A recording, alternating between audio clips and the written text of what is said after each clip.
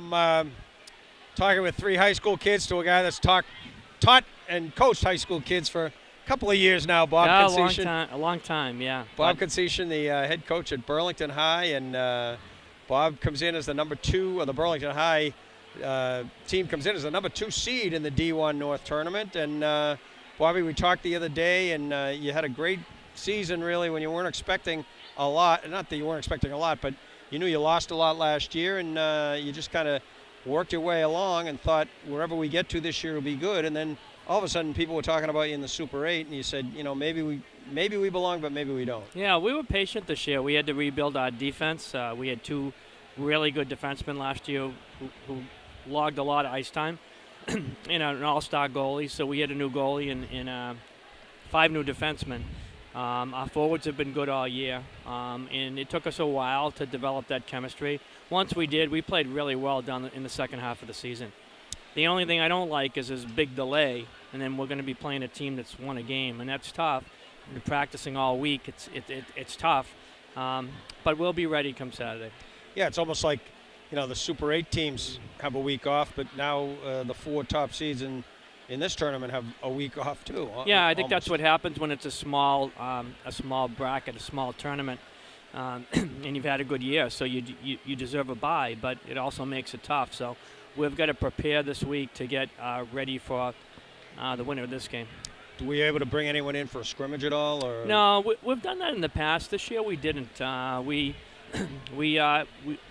designated a day to work on something. We did offensive zone, defensive zone. Tomorrow we'll do special teams, and that's really all you can do. We just cut down the time we practice. We're only on the ice for 45 minutes. I think at this part of the season, that's all you really need. Yeah, I mean it's almost like the luxury of being a college team that you can do that. You can work on specific things, exactly. Specific parts of the game. Yeah, exactly. So we're looking forward to it. You know, as far as the Super 8 thing goes, we played well down the stretch, but you know, seeing Marshfield and Walpole the other night, those 2 teams deserve to be here.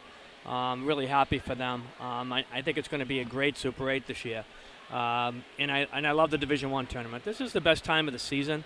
My whole team's up there watching this game and getting ready for the tournament. Tournament time's the best. It's better than Christmas time. It really is. I mean, and this year, like you just said, there's no dominant team. Now, they can go prove me wrong on the ice, but there's really not one dominant team or 2 in the Super 8. Like, in the last few years, there's always been a team that's favored going in. I mean, teams have had great years, like Pope Francis had that tremendous year or 2, and, you know, MC's always having great years, and BC High was undefeated one year and going into it. So those are teams with targets on their back. Really, I mean, up until noon on Saturday, nobody knew who would be number 1, who would be number 2 seed, and who the 10 would be, really. Yeah, it is the year of parity within the whole state, I feel. The Catholic teams are still really good, but I don't think they have the snipers that they've had in the past. It doesn't seem to me anyway.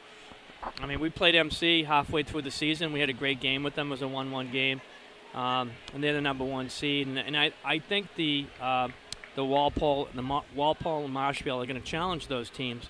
I mean, they're still good skaters and they still have more depth. But I think from what I saw from Walpole and Marshfield, I think they'll both give them a good series. Yeah, I agree. And then to talk about what you just brought up about the Division I tournament in both sections, both the North and South, you know, it's funny the way they still go by records. So you get early matchups like, you know, Austin Prep will be playing St. John's Prep in the quarters. And you're going to have Zavarian, if they survive Mansfield, they're going to play CM. Yeah. We were watching the game the other night, the playing game, and if Austin Prep had won, it looked like we would have gotten the Prep, St. John's. So, I mean, it's really you know, I hope they really consider this whole movement to power seeding throughout the whole tournament. Take some of the subjectivity out of the Super 8 and also, you know, maybe a little bit more equality with the rankings, because a lot of times your record does not indicate the strength of the team. Well, and that's been proven this week. Yes, I mean, without question. You know, I feel bad. I don't know if you know the coaches up at Triton, but Ryan Sheehan, a young coach, has done a tremendous job, and he's got Mark Basterach helping him. Oh, yeah. You know, 2 great hockey guys, and they've really coached that program up. And they come in with an unbelievable record, but they play a D2 schedule, and they're really a D2 school.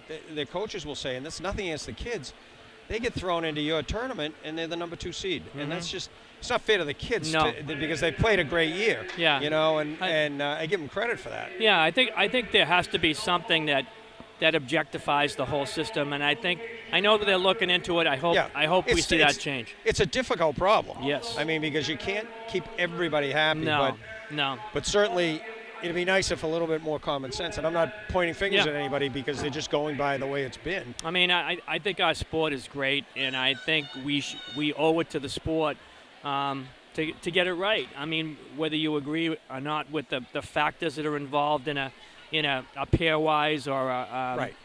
Whether you agree with it or not, at least it's objective, and you know ahead of time what factors go into it, and I think that's important.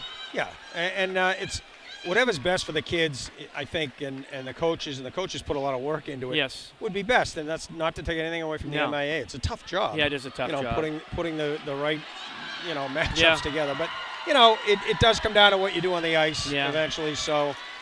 But I completely agree with what you said. It's the best time of year. And it is. These it's 2 awesome. weeks are phenomenal. It's awesome. I love these 2 weeks. Yeah, it's a lot of fun. Yeah. For 35 years, I've loved these 2 weeks, so it's fun. Well, Bobby, go back to your club. Okay, and, I will. I'm sure you'll be coaching up there as you watch this game. Yeah, we're taking notes on both teams. We'll see what happens this game.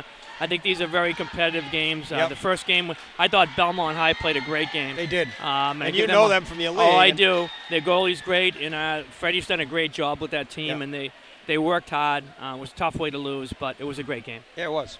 Okay. And Saturday, you'll meet the winner of this. Do we know times and spots yet? No, haven't heard yet. Haven't heard yet. I'd love to see a quadruple header, but I don't know. We'll see if that would happens. be nice. Yeah, that's what they're doing in D1 South on Sunday. Are they really? Oh, that's Gallo. neat. At Gallo, that's neat. Yeah, that's neat. Well, Bob Conceison from Burlington High, congrats again on a great season. Every year we say that, and it's a great program. Keep it rolling, and good luck in the tournament. Thanks. Thank you, Paul. And thanks for being with us. Thank you. Bob Conceison, a long-time